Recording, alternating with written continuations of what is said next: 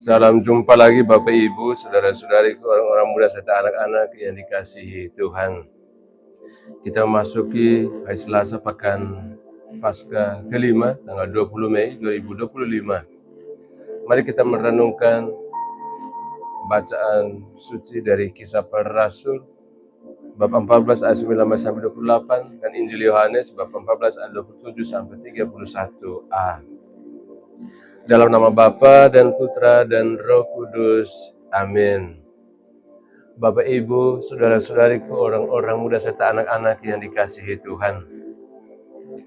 Dalam Injil hari ini, Tuhan Yesus berkata kepada murid-muridnya, "Damai sejahtera ku tinggalkan bagimu, damai sejahtera ku berikan kepadamu. Dan apa yang kuberikan tidak seperti yang diberikan oleh dunia." Kata-kata ini datang bukan di masa tenang dan tentram. Yesus menyampaikan ini justru menjelang penderitaannya. Dalam tekanan dan bayang-bayang salib, Ia tidak mengajarkan untuk takut, melainkan memberikan damai. Tapi damai seperti apa? Yesus tidak menawarkan damai yang palsu, yang tergantung pada kenyamanan hidup atau pujian manusia. Damai yang dari dunia hanyalah ketenangan sesaat ketika dompet tebal, waktu tubuh sehat, dan semua orang setuju dengan kita. Tapi damai Yesus adalah damai yang tetap tinggal, bahkan saat hidup terasa seperti badai.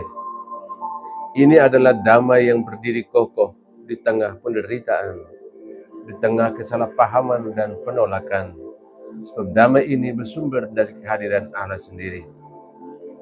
Dalam bacaan pertama, Paulus mengalami nasib tragis, dirajam sampai disangka mati. Tapi lihatlah, dia bangkit, masuk kembali ke kota dan terus mewartakan Injil. Apa yang menggerakkan dia? Bukan semangat manusiawi biasa, melainkan damai ilahi yang memenuhi hatinya. Damai itulah yang memampukan dia untuk tidak berhenti percaya bahkan saat luka masih terasa. Dalam bacaan Injil, Yesus menegaskan, "Janganlah gelisah dan gentar hatimu." Ini bukan sekedar kalimat penghiburan. Ini adalah panggilan untuk percaya. Dunia memang penuh alasan untuk takut. Tapi iman yang hidup memberikan kita alasan untuk tetap tenang. Karena kita tidak berjalan sendirian. Bapak Ibu, saudara-saudariku yang terkasih, barangkali hari ini kita sedang mengalami tekanan hidup. Mungkin sakit, kehilangan pekerjaan, konflik keluarga, atau bahkan kegelisahan batin. Ingatlah bahwa damai sejati bukan berarti hidup tanpa masalah, tetapi hati yang tetap tenang karena tahu siapa yang berjalan bersama kita. Maka marilah kita mohon damai Kristus, bukan damai yang murah, tapi damai yang kuat karena dibangun di atas kasih dan pengampunan.